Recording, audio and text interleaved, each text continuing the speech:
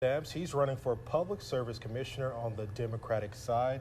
My first question, it's the easiest question. Why do you want to be Public Service Commissioner for the Central District? Well, first of all, thanks for having me. We appreciate it. The Public Service Commission regulates all your utilities, and we want to be the next Public Service Commissioner for the Central District because we know that it's the best way to help the most people. Everybody from the outhouse to the White House needs proper utilities, and we want to ensure that people in Mississippi have that going forward. What's going to be some of your priority issues? I know recently with the Public Service Commissioners, we've been focused on robocalls, rural internet service. What's going to be your initiative and something that you're going to push to your constituents?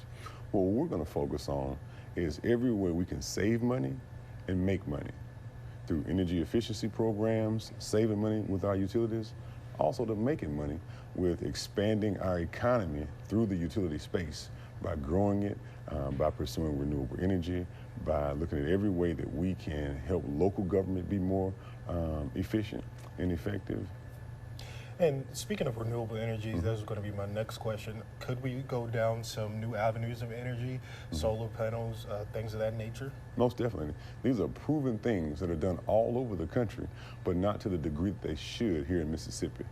And I feel that this is a way to keep our rates low and to be more effective in how we produce energy.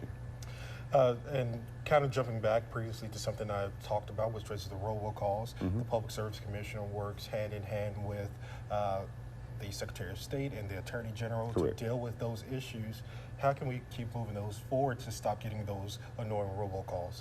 Well, the unique thing that we bring to the table is that we can work with everyone.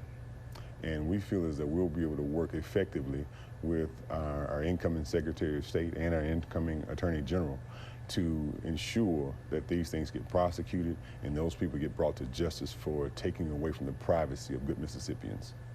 And recently, it's something that you've been focused on. Part of the Public Service Commissioning is making sure that water, sewer is treated correctly and you're getting the bang for your buck. And the city of Jackson has dealt with some issues in some of those ways. How can you work with the city of Jackson to ensure that the customer is getting the most money that they can?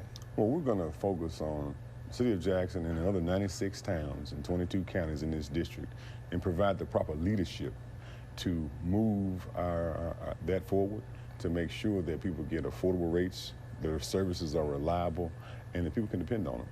And that's one of our major focuses. And moving forward, how do you make this office better than it was? Not to say that it wasn't good or anything, but kind of put your stamp on the office. Well, let's back up a second. You know, in our country, veterans have always rebuilt the country after wars. From the American Revolution, we didn't just elect a president. We elected a whole smorgasbord of mayors and council people who were veterans to rebuild the country. Same thing after the Civil War, after World War II. I'm just part of this generation of veterans who are moving forward to make our state and our nation a better place, to rise above some of these partisan politics and to put the people of this state and this state first in every decision that we make to ensure that going forward, the people win. Because if we don't change Mississippi right now, Mississippi is going down a road from dealing with the Kemper power plant. We're going down a road that we need to change. We need to change this course of direction to make it better. Build off the lessons of the past. Our previous Public Service Commissioner did a great job of educating people on the Public Service Commission's role. Now we must build on that foundation to make it more efficient, to ensure that every level of government in this state is saving money when it comes to utilities, and that we're investing in things that can make money and grow our economy and build and create new jobs. And that's what we're focused on for the next 4 years in the Public Service Commission, is saving money, making money, and creating jobs through this utility space so that we can have jobs for our children to stay here. Because so many of our young people are leaving the state of Mississippi because we don't have the opportunities. And there are some great opportunities in the utility space if we grow that economy, but it has to be intentional. We must not only elect leaders who have vision, we must elect leaders who have the intestinal fortitude and the commitment to make the visions become reality.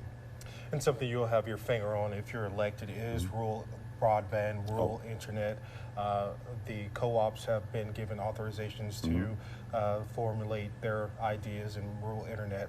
How do you see that through? How do you make sure that the rural parts of your 22 counties see the benefit of rural internet and rural broadband? Well, first, when it comes to any new venture, you must identify who's going to pay for it and who has the resources.